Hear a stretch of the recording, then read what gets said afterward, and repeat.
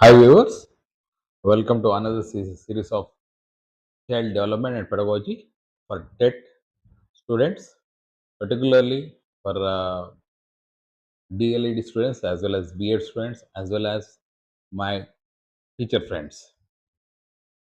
Okay, Raven Standard Progressive Matrices అనే పరీక్ష ఒక ఏ ఆశాబ్దిక పరీక్ష, సామూహిక పరీక్ష, పేపర్ పెన్సిల్ పరీక్ష ఇవన్నీ. సో ఇది రావెన్ స్టాండర్డ్ ప్రోగ్రెసివ్ మ్యాట్రిసెస్. సైకాలజీలో మనము కొన్ని టెస్ట్ చేయడానికి టెస్ట్లు యూజ్ చేస్తాము.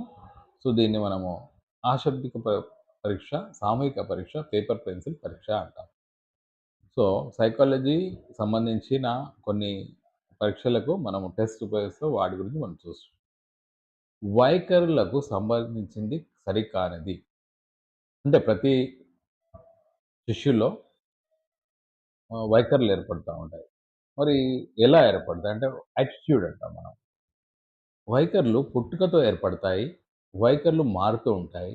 విద్యార్థులు వారి వైఖరులపై విద్యార్థుల విజయం వారి వైఖరులపై ఆధారపడి ఉంటుంది. ఒక అంశాన్ని మూల్యం చేయడమే వైఖరి.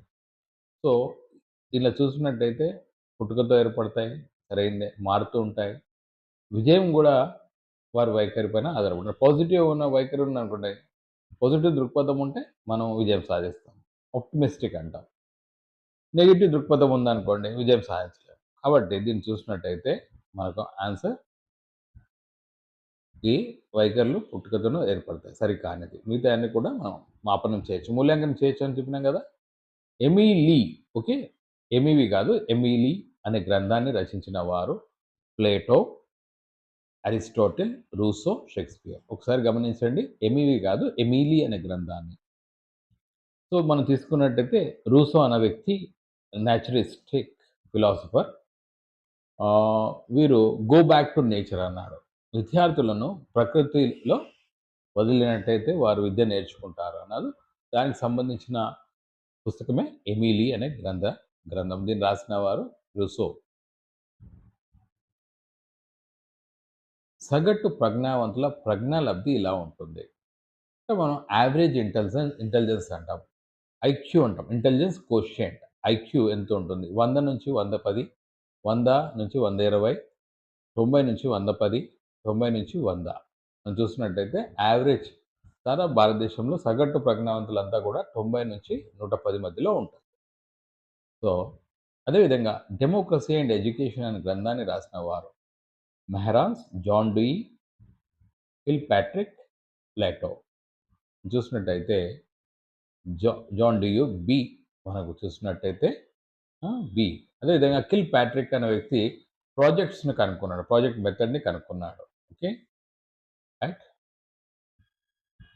10 సంవత్సరాల వయసు గల పిల్లవాడు 12 సంవత్సరాల వయసు వారికి ఉండాల్సిన సామర్థ్యాన్ని చూపెట్టాడు. అంటే 10 సంవత్సరాల వయసు పిల్లగాడు 12, అంటే దానికంటే 2 సంవత్సరాలు ఎక్కువ వయసు సామర్థ్యాన్ని చూపెట్టాడంటే డెఫినెట్గా ఇంటెలిజెన్స్ కోషెంట్ లేదా ప్రజ్ఞాలబ్ధి ఎక్కువగా ఉంటుంది. మనం ఏమన్నాము, యావరేజ్గా భారతదేశంలో సగటు ఎంత ఉంటుందన్నాం, ప్రజ్ఞాలబ్ధి ఎంత ఉంటున్నాం, 90 నుంచి 110 అన్నాం. సో కాబట్టి మనం చూసినట్టయితే ఆన్సర్ వచ్చేసి 120. అంటే సగటు కంటే ఎక్కువ. మామూలుగా యావరేజ్గా 10 ఇయర్స్ పిల్లలకి ఆ రేంజ్లో ఉన్నప్పుడు 2 ఇయర్స్ ఇంకా ఎక్కువగా ఇంటెలిజెన్స్ ఉన్నది అంటే దాని అర్థం ఒక 10% ఎక్కువగా ఐక్యూ ఉన్నట్టు మనకు కనిపిస్తుంది. రైట్, ఇది నోట్ చేసుకోవాల్సింది. సో ప్రజ్ఞాలబ్ధి అనేది, ఐక్యూ అనేది వెరీ ఇంపార్టెంట్. అశాబ్దిక పరీక్షలు వీటికి ఉపయోగం అక్షరాస్యులకు మాత్రమే, నిరక్షరాస్యులకు మాత్రమే. అక్షరాస్యులు మరియు నిరక్షరాస్యులకు, మంద అభ్యసకులకు. చూసినట్టయితే ఆన్సర్ ఈజ్ సి. అంటే వర్బల్, నాన్ వర్బల్ అంటాం. వర్బల్ అంటే శాబ్దిక, నాన్ వర్బల్ అంటే అశాబ్దిక. సో లేదా ఓరల్ అనొచ్చు, రైట్. సో అక్షరాస్యులకు మరియు నిరక్షరాస్యులకు ఈ అశాబ్దిక పరీక్షలు చేస్తాం. యుద్ధాలని మానవ వినాశానికి అని నమ్మిన విద్యార్థి ప్రవర్తనలో మార్పు, అభిరుచి, వైఖరి, ఆసక్తి, ప్రజ్ఞ. దేనొచ్చు ఇక్కడ ఆన్సర్ వచ్చేసి వైఖరి. అంటే ఒక ఐడియా వస్తుంది, ఫ్రేమ్వర్క్ అవుతుంది. అంటే యుద్ధాలు డెఫినెట్గా ఎవరికి కూడా ఇష్టం ఉండదు. దీనివల్ల ఏమవుతుందంటే ఐ మీన్ ఏదైతే మానవాళికి కూడా ఇబ్బంది అవుతుందనేది ఒక వైఖరి ఆహ్, వ్యక్తుల్లో రావడం అనేది చాలా ఇంపార్టెంట్. ఎందుకంటే, ఆ వైఖరి లేనట్టయితే ప్రతి ఒక్కరు కూడా యుద్ధానికి ముందుకు పోతే మనం చూస్తున్నట్టయితే హిరోషిమా, నాగాసాకి కావచ్చు. ఆ! ఇట్లాంటియన్నీ కూడా జరుగుతా ఉంటాయి. మొట్టమొదటిసారిగా ప్రజ్ఞా పరీక్షలను రూపొందించిన వారు ఇంటెలిజెన్స్ సంబంధించి ఏవైతే మెజర్ చేయడానికి పరీక్షలు ఎవరైతే ఎగ్జామ్స్ ఎవరైతే పెట్టారో వారు ఏ. Garrett, B. వీనే Simon, C. Terman Merrill, D. Wechsler. Answer వచ్చేసి సైమన్. ఇది చాలా ఇంపార్టెంట్. ప్రజ్ఞకు సంబంధించి ప్రజ్ఞా లబ్ధికి సంబంధించి పరీక్ష చేసిన మొదటి వ్యక్తి సైమన్. వీనే సైమన్. 'ఫ్రేమ్స్ ఆఫ్ మైండ్' అనే గ్రంథాన్ని రచించిన వారు హిల్ఫర్డ్, గార్డ్నర్, హెల్స్టన్, గోల్డ్‌మ్యాన్. ఆన్సర్ వచ్చేసి బి. గార్డ్నర్. రైట్. 11ది 10వ తరగతిలో ఫెయిల్ అయిన సచిన్ గొప్ప క్రికెటర్ కావడాన్ని ఈ ప్రజ్ఞా సిద్ధాంతం సమర్థిస్తుంది. స్వరూప నమూనా సిద్ధాంతం, బహుకారక సిద్ధాంతం, బహుళ ప్రజ్ఞ సిద్ధాంతం, ఉద్వేగాత్మక ప్రజ్ఞా సిద్ధాంతం. మనం చూసినట్టయితే ఇక్కడ ఆన్సర్ వచ్చేసి బహుళ ప్రజ్ఞ సిద్ధాంతం. అంటే చదువుల్లో ఉంటేనే ఐక్యూ అని కాదు. ఇంకో దాంట్లో కూడా ఉండొచ్చు. అంటే సో, ప్రజ్ఞ ఒక్క దగ్గర కాకుండా డిఫరెంట్ ఏరియాలో ఉంటుందన్నది ఒకటి గుర్తుంచుకోవాలి. ఉద్వేగాత్మక ప్రజ్ఞ అనే పదాన్ని మొట్టమొదటిసారిగా ఉపయోగించినవారు Goldman, Salovey, Mayer, Leon Fein, Gardner. Answer వచ్చేసి సి. Leon pain. గోల్డ్‌మ్యాన్ ప్రకారం ఉద్వేగాత్మక ప్రజ్ఞలో ఉండే నైపుణ్యాలు 5, 25, 4, 16. ఆన్సర్ వచ్చేసి 25. గార్డనర్ ప్రకారం క్రీడాకారులు ఈ వర్గానికి చెందుతారు. చిత్ర నేర్పారులు, స్వీయ నేర్పారులు, ప్రకృతి నేర్పారులు, శారీరక నేర్పారు. ఆన్సర్ వచ్చేసి 14 మనం చూసినట్టయితే డి. అదేవిధంగా గార్డెన్ ప్రకారం కవులు, రచయితలు ఈ వర్గానికి చెందుతారు. పద నేర్పారులు, సంగీత నేర్పారులు, ప్రకృతి నేర్పారులు, చిత్ర నేర్పారులు. ఆన్సర్ వచ్చేసి ఏ. పద నేర్పరాలు. ఫ్యాషన్ డిజైన్లో ఈ రకమైన ప్రజ్ఞ ఎక్కువ. పరస్పర వ్యక్తిగత ప్రభావం, సహజ ప్రజ్ఞ, వ్యక్తంతర్గత ప్రజ్ఞ, ప్రాదేశిక ప్రజ్ఞ. చూసినట్టయితే 16వ దానికి ప్రాదేశిక ప్రజ్ఞ.